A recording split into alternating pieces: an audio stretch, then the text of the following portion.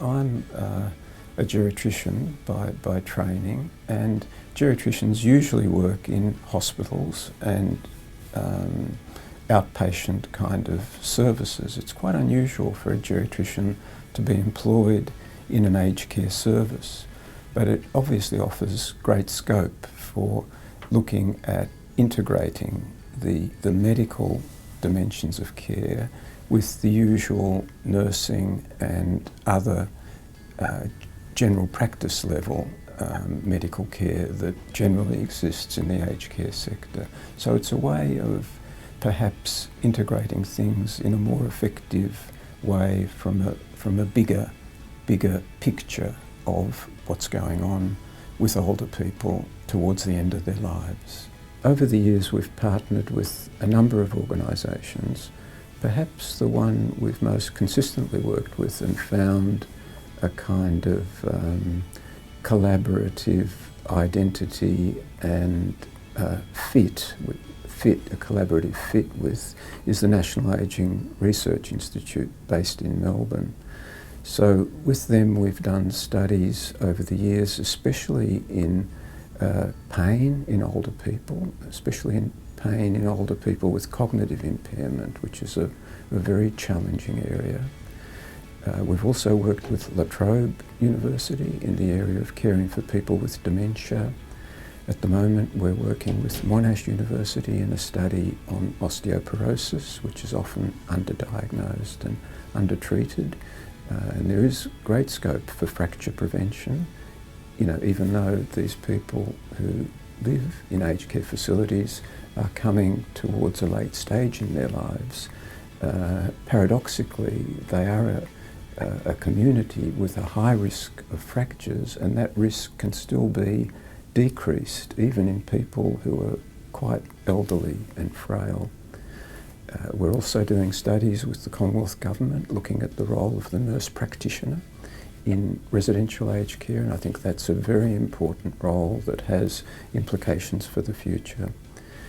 We're also embarked on another new study with National Ageing Research Institute, where we're looking at improving the overall philosophy and model of care that we provide for older people. A very ambitious undertaking, but again one that is looking at better integrating a person's health needs with their disability, with their cognitive status, and with their biography, with who they really are, and with what they would like at this point in their life. A very ambitious study, but one that I think also has important prospects for the future. We've had a long relationship with people from Singapore. That began in around 2002 when a young geriatrician did a fellowship with us, Dr. Tan Boon Yao. He was with us for about 6 months, and the background to all of that is that Singapore has been looking around the world really for more than a decade for good models of aged care on which to not really base their system, but to inform the way their own aged care services are developing. And Tan Boon Yao was the first to come, and since that time there's been quite a few visits back and fro of postgraduate Singaporean doctors and allied health providers. We've had physiotherapists and occupational therapists as well spending time with us. And I've been fortunate enough to go to Singapore several times and to give lectures and tours to various Singaporean facilities. And I've also had an appointment at the National University of Singapore to do some teaching. So that's been a very worthwhile, I think, pleasurable, and I think useful interaction.